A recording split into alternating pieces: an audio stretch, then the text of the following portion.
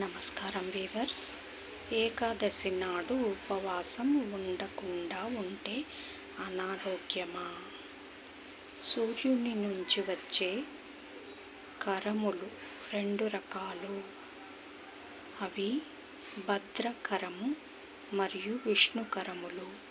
ఈ రెండు కరములు కూడా ఏకాదశి నాడు కలిసి ప్రసరించి జీవులకు అజీర్తిని, అనారోగ్యాన్ని కలిగిస్తాయి. అందుకే ఆనాటి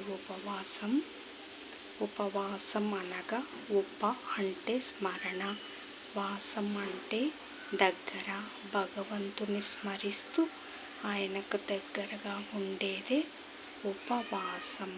ఆరోగ్యం మరియు పుణ్యం ఉపవాసం ద్వారా లభిస్తుంది. కాబట్టి నెలకు 2 సార్లు వచ్చే ఏకాదశి నాడు ఉపవాసం ఉండమని శాస్త్రాలు, పురాణాలు సెలవిస్తున్నాయి.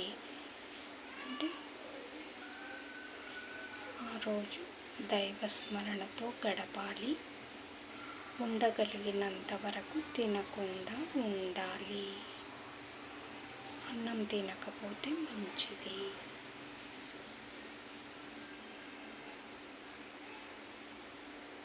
ఉండలేని వాళ్ళు పాలు, పళ్ళు తీసుకోవచ్చు అనుకుంటున్నా.